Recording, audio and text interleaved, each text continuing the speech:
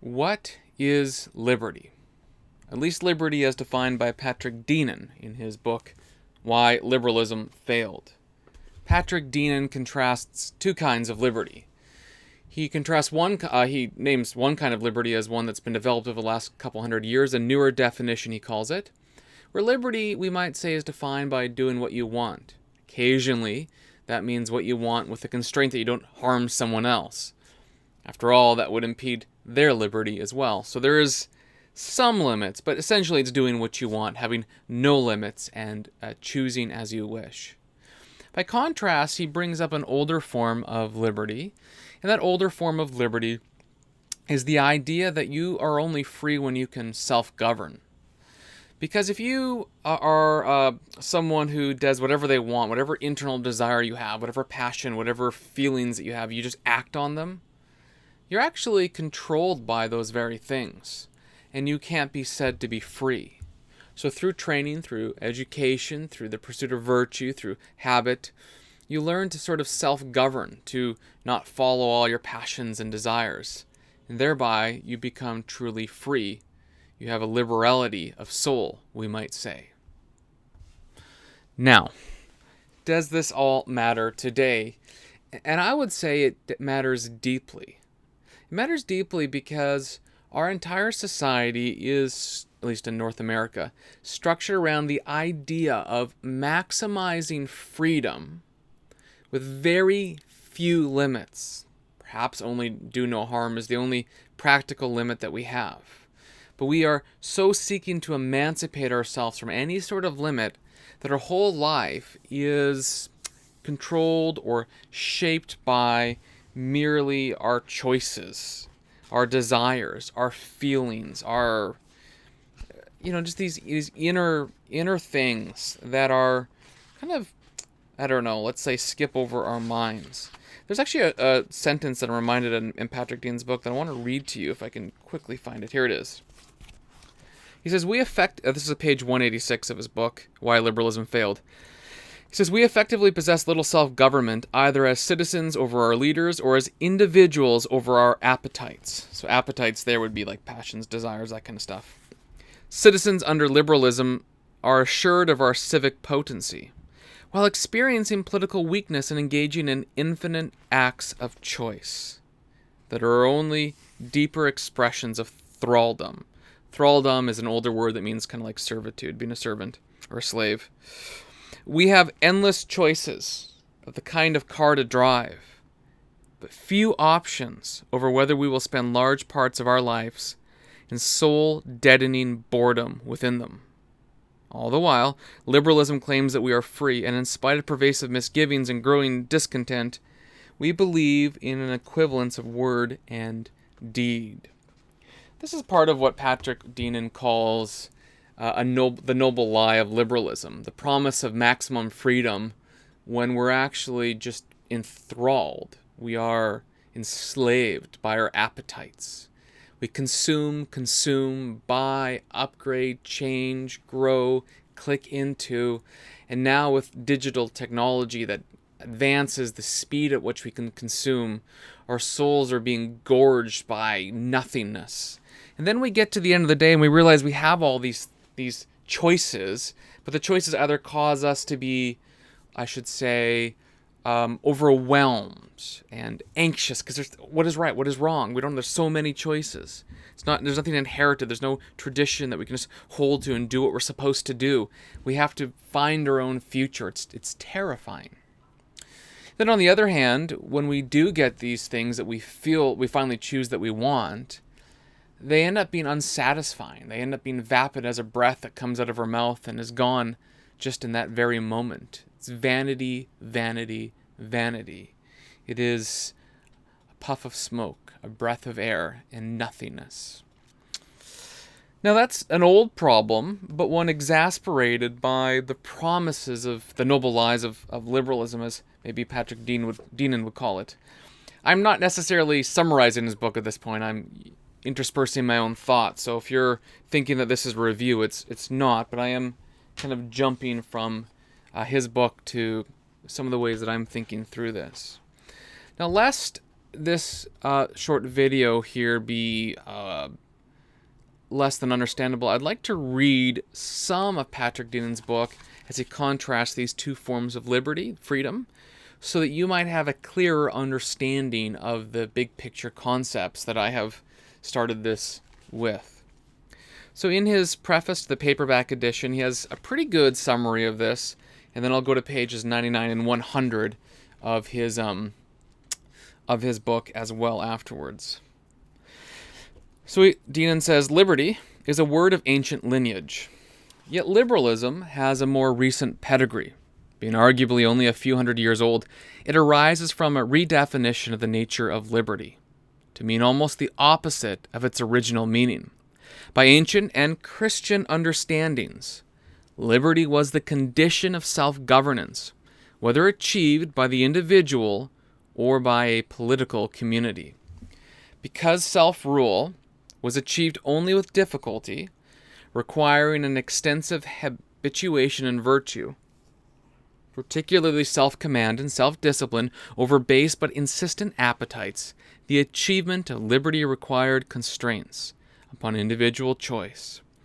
This limitation was achieved not primarily by promulgated law, though law had its place, but through extensive social norms in the form of custom. This was so much the case that Thomas Aquinas regarded custom as a form of law, and often superior to formalized law, having the benefit of long-standing consent. Liberalism reconceives liberty as the opposite of this older conception. It is understood to be the greatest possible freedom from external constraints, including customary norms. The only limitation on liberty in this view should be duly enacted laws, consistent with maintaining order of otherwise unfettered individuals. Liberalism thus disassembles a world of custom and replaces it with promulgated law. Ironically, as behavior becomes unregulated in the social sphere, the state must be constantly enlarged through an expression of lawmaking and regulatory activities. The empire of liberty expands apace with an ever-enlarging sphere of state control. In short, liberalism enables and almost requires statism, the larger state. I don't know if he mentions in this book, but this is sort of a summary of an argument by Roger Nisbet, I think in the book that is called The Crisis of Community or something along those lines.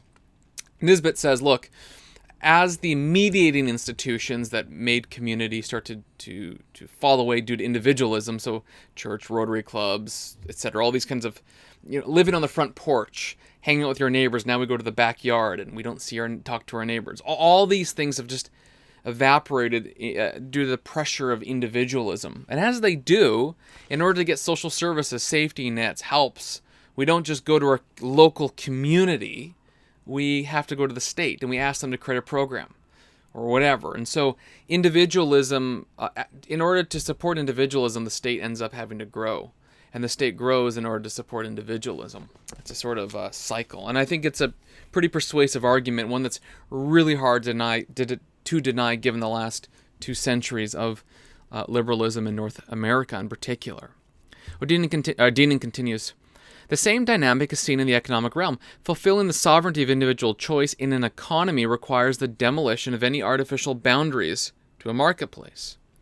The market, once a defined and limited space within the city, must ultimately become borderless.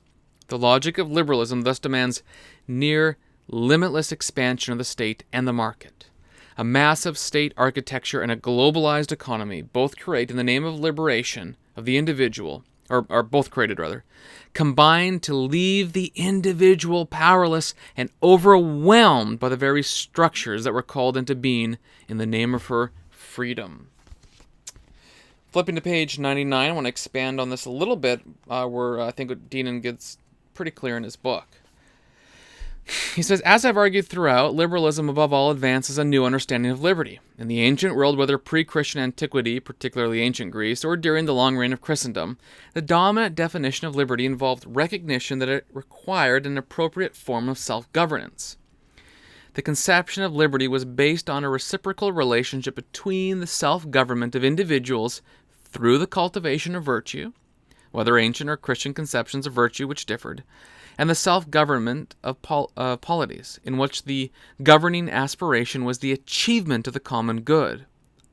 Ancient thought sought a virtuous cycle of polities that would support the fostering of virtuous individuals and of virtuous individuals who would form the civic life of a polity oriented toward the common good. Much of the challenge faced by ancient thinkers was how to start such a virtuous cycle, where it did not exist or existed only partially, and how to maintain it against the likelihood of civic corruption and persistent temptation to vice. Liberty, by this understanding, was not doing as one wished, but was choosing the right and virtuous course. To be free above all was to be free from enslavement to one's own basest desires, which could never be fulfilled, and the pursuit of which could only foster ceaseless craving and discontent. Liberty was thus the condition achieved by self-rule over one's own appetites and over the longing for political dominion. And here's the key contrast. The defining feature of modern thought was the rejection of this definition of liberty in favor of one more familiar to us today. Liberty, as defined by the originators of modern liberalism, was the condition in which humans were completely free to pursue whatever they desired. Wow.